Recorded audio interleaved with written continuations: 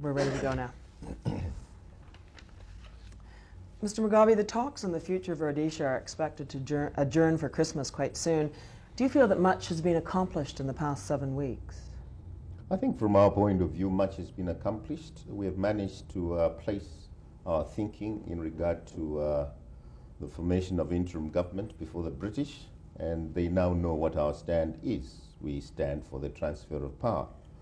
But I think another great thing which has emerged is the revelation that the reason why this conference was ever convened was to try to prevent a radical government emerging in Salisbury, and rather to try and produce a moderate government here. This is what Mr. Crossland has said. It's quite alarming. But anyway, it's one of the things that have emerged here at the conference. Are you satisfied with the way that the talks are being held? Yes, there is nothing quite extraordinary that has happened. We did query the procedure which Mr. Richard was following earlier on when he insisted on bilateral talks. But he amended this procedure, and we are happy about things, about the way the things went later on. To the unschooled observer, it looks as if really not that much has been accomplished. I mean, you've more or less agreed to disagree on a date for independence, but other than that, you don't seem to have made much progress, particularly with the white Rhodesian delegation. Why is this? Well, we came here first and foremost to negotiate with the British colonial power.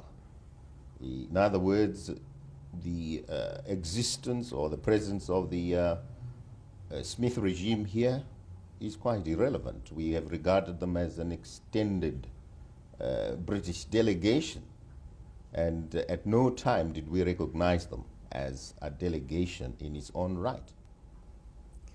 Yesterday, a couple of the American officials in the Kissinger party called what's been going on in Geneva a tribal dance, and they really don't feel that much progress will be made until the next set of meetings. How do you react to a Well, if it was a dance to our own tune, and not a dance to the Kissinger tune. And we are happy that if we have danced, we have remained constant. Our step has been always that there must be a transfer of power to the people of Zimbabwe as such, and not that there should remain effective power in the hands of the settler community, which is what Kissinger had intended should be achieved by Geneva. Do you feel that will you first of all return to the talks when they resume, if they resume? Well, that depends entirely. If the circumstances are correct, namely that the British will regard it as the guiding theme of the conference, that there should be transfer of power to the people of Zimbabwe, we shall consider attending. But if it is to share power with the white community, which apparently has emerged as the new thinking on the part of Britain, that of course we shall resist.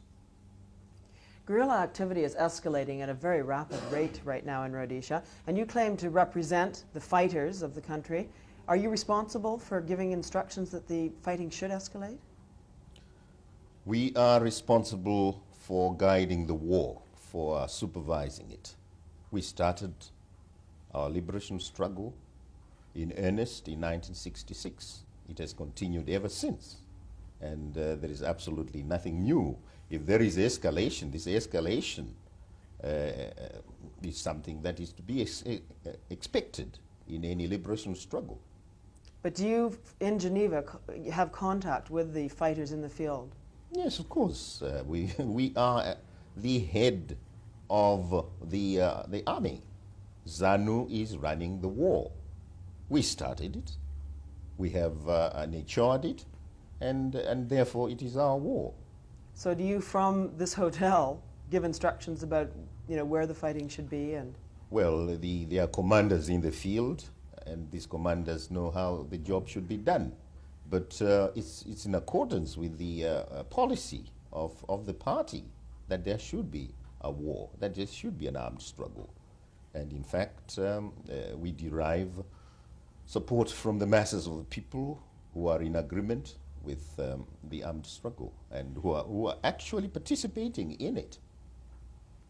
Do you believe that the talks here are going to succeed in the end to bring a peace to Rhodesia? Well, so far, the British have proved that they are not prepared to transfer power to us. They would like power shared as between us and the European community in the country. From our own point of view, there should not be a racial approach. There should be a non-racial approach to the problem. And what is required is for Britain to accept not just that the principle of the transfer of power is non-negotiable, but also that in accordance with the acceptance of this principle, power should actually be transferred. If Britain accepts these two postures, then obviously there won't be any difficulty. Do you think Britain is going to accept these two postures? Well, this is what we don't know. But going by what has now emerged, apparently Britain is not prepared to have power transferred. They're prepared to have it shared with the European community. What will happen if Britain, as you suspect, does not accept the demands that you are making? The war continues. How much longer do you think it will take for you to gain your ends? That's of course a question we cannot answer. But going by the progress which the war has made so far, I think it won't take long before we are right in Salisbury.